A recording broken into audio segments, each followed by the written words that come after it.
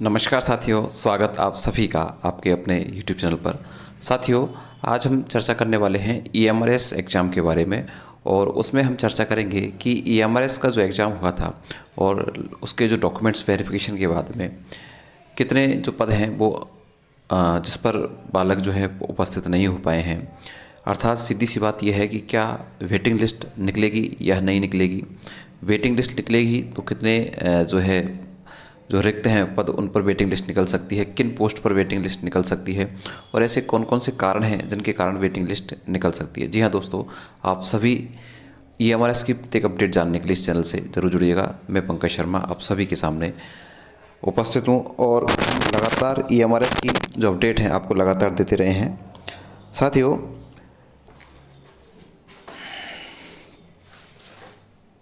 बात मैं आपसे करूँ, सबसे पहले अपन बात करने वाले हैं क्या वेटिंग लिस्ट निकलेगी या नहीं। वेटिंग लिस्ट क्या आपकी जो है पूरी प्रक्रिया हो जाने के बाद में, जैसा कि आपको पता है कि डॉक्यूमेंट्स वेरिफिकेशन के बाद में मार्च के महीने में ही आपकी पूरी प्रक्रिया कंप्लीट हो जानी है। अर्थात चुनावी वर्ष है, चुनावी वर्ष में इसी सत्र में आपका जो नए सत्र से पहले आपको जो नियुक्ति है वो भी आपको मिल जानी है। वेटिंग लिस्ट का क्या आंसर है सर कि वेटिंग लिस्ट आएगी या नहीं आएगी। बिल्कुल मैं आपको कह दूं कि वेटिंग लिस्ट आपकी 100% आएगी।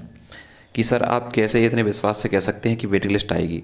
दोस्तों, विश्वास तो आपको करना होगा क्योंकि आपका जो नोटिफिकेशन था उसमें भी साफ साफ लिखा हुआ था कि पद रिक्तियों के जैसे ही पद रिक्त रहते हैं, पद रिक्तियों का पता चलता है तो आपके वेटिंग लिस्ट का प्रावधान इस वाली एग्जाम में है।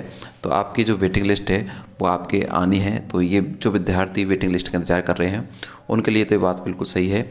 जो कुछ अंकों से ही अपना सिलेक्शन नहीं ले पाए हैं तो ऐसे विद्यार्थियों में ज़रूर थोड़ा सा आशा रहेगी कि वेटिंग लिस्ट आएगी या नहीं आएगी।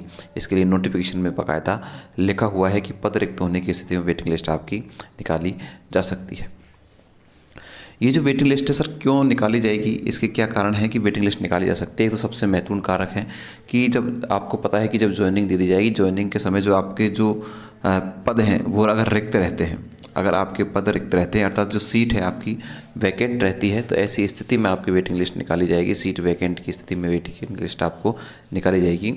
साथ में जो पद रिक्त क्यों रहेंगे ये तो देखिए मैं आपको बता दूं कि ऐसे स्टूडेंट तो बहुत कम हैं जिन्होंने डॉक्यूमेंट्स वेरिफिकेशन निकाला, लगभग सभी ने डॉक्यूमेंट्स किया है। तो इसकी संभावना कम ही है कि पद रिक्त रह जाएं। लेकिन पद रिक्त एक कारण से रह सकते हैं। वो कारण कौन सा है मैं आपको बताऊं कि मान लीजिए कि ऐसे विद्यार्थी जिसने TGT का एग्ज़ाम भी दिया है, जिसने PGT का एग्ज़ाम भी दिया है और जब विद्यार्थी ने अच्छे से तैयारी की है तो ये भी निश्चित है कि उसने चाहे TGT का एग्ज़ाम दिया चाहे PGT का एग्ज़ाम दिया उसका सिलेक्शन तो होना है। और ऐसे कई विद्यार्थी हैं जो TGT में भी अपना सिलेक्शन ले चुके हैं और PGT में भी अपना सिलेक्शन ले चुके हैं। डॉक्यूमेंट्स वेरिफिकेशन के बाद में ये स्थिति क्लियर हो जाएगी। ज्वाइन तो एक ही कर सकता है, अब वो किस में जाएगा तो निसंदेह सी बात है, इसमें कोई शंका नहीं है कि वो ज्वाइन किसको करेगा, PGT को ज्वाइन वो करेगा। ऐसी स्थिति में जो TGT पर भी उसका सिलेक्शन हुआ था, ऐसी स्थिति में ये TGT का जो पद है वो आपको खाली देखने को मिल सकता है। तो एक जो आपका रीज़न है वो ये हो सकता है कि ऐसे विद्यार्थी जिनका 2 पद पर जो सिलेक्शन हुआ है, 2 पोस्ट पर सिलेक्शन हुआ है, ऐसे विद्यार्थियों की संख्या निकल कर आ सकती है। और ये तो जब ज्वाइनिंग हो जाएगी उसके बाद ही हमें पता चल सकेगा। दूसरा, इसी के साथ में कुछ विद्यार्थी ऐसे भी हैं जिन्होंने अकाउंटेंट में भी अपना भाग्य आजमाया और PGT में भी अपना भाग्य आजमाया। तो ऐसे विद्यार्थी जो दोनों में सेलेक्ट हुए हैं, अकाउंटेंट और PGT में, तो ऐसे विद्यार्थी किसको ज्वाइन करते हैं वो उनका विवेक पर निर्णय है। तो ऐसे विद्यार्थियों की भी जो पद हैं किसी एक में ही ज्वाइन करना है, ऐसे विद्यार्थी भी निश्चित रूप से ये होंगे। कुछ विद्यार्थी ऐसे हैं जो हो सकता है किसी कारण से डॉक्यूमेंट्स वेरिफिकेशन में रिजेक्ट हो चुके हैं। हालांकि इनकी संख्या भी कम ही देखने को आपको मिलेगी क्योंकि थोड़ा सा जो है नमनीयता उसमें दिखाई गई है। डॉक्यूमेंट्स वेरिफिकेशन समय लगभग सभी को लिया गया है, जिनकी कुछ छोटी मोटी कमजोरी थी उसको समय उनको दिया गया है। तो ऐसे विद्यार्थी मान लीजिए किसी कारण से उनके पास वो डिग्री ही नहीं है, तो ऐसे विद्यार्थी रिजेक्ट होंगे तो पद बताओ क्या रहेंगे, रिक्त रहेंगे। तो एक स्थिति आपकी ये बनती है कि अगर कोई विद्यार्थी डॉक्यूमेंट्स वेरिफिकेशन में रिजेक्ट हो जाता है तो उसकी सीट भी वैकेंट रहेगी, तो उसके कारण भी आपकी जो है वेटिंग लिस्ट देखने को आपको मिल सकती है। देखिए कितनी सारी वेटिंग लिस्ट के जो कारण वो मैं आपको बता रहा हूँ। एक कारण आपका यह भी रह सकता है कि मान लीजिए कि आपको ज्वाइनिंग है किसी ऐसे स्थान पर मिल गई जहां आपको थोड़ा सा असमंजस की स्थिति में है कि हम वहाँ ज्वाइन करें या नहीं करें।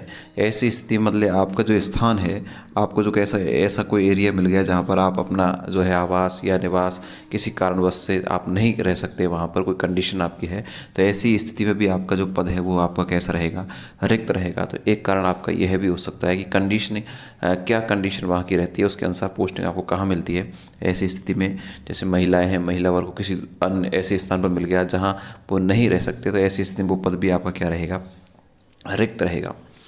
एक दूसरा कारण यह है कि कुछ जो है स्टेट की भी कुछ जो वैकेंसीज थी और इसी के साथ में आपका क्या था, EMRS था।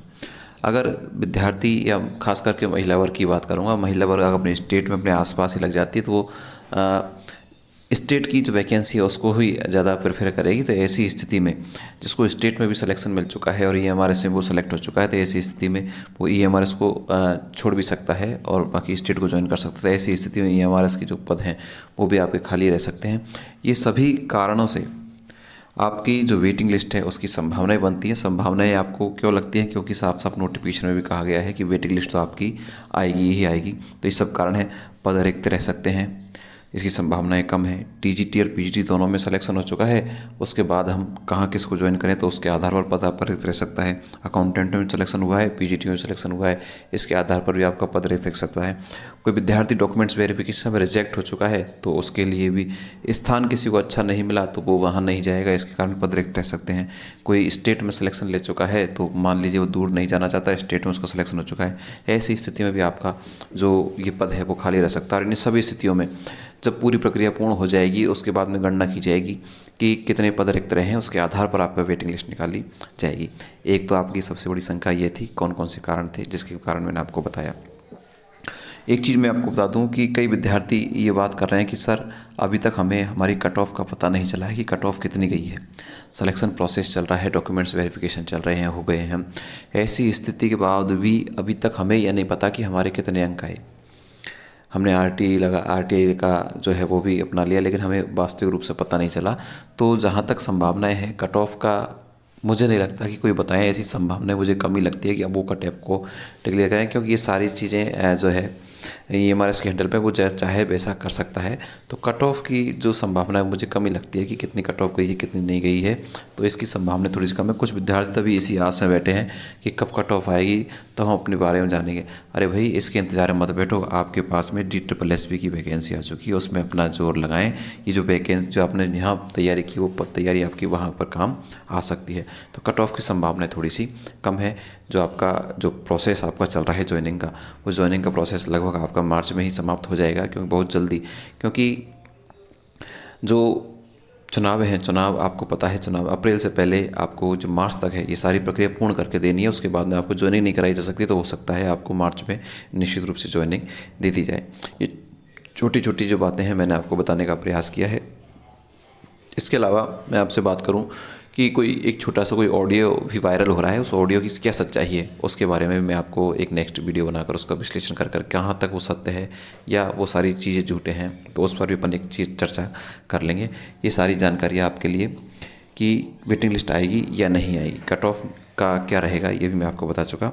और भी आपकी कोई क्वेरीज है तो नीचे मुझे कमेंट्स बॉक्स में ज़रूर बताइएगा। साथ में अगर आप EMRS के विद्यार्थी हैं तो आप नीचे हमारा आपको कमेंट्स बॉक्स में एक पिन मैसेज मिलेगा जिसमें आप हमारे टेलीग्राम से भी जुड़ सकते हैं। PK एडवांस साइको के नाम से आपको एक पिन मैसेज मिल जाएगा, जो टेलीग्राम का लिंक है, वहाँ जाकर आप इसको ज्वाइन कर सकते हैं। आप सभी को वहाँ पर लगातार जो भी अपडेट रहेगी वो आपको देती जाती रहेगी। ये सभी वीडियो आपको कैसा लगा नीचे ज़रूर बताइएगा, अपने मित्रों को शेयर जरूर कीजिएगा। Thank you.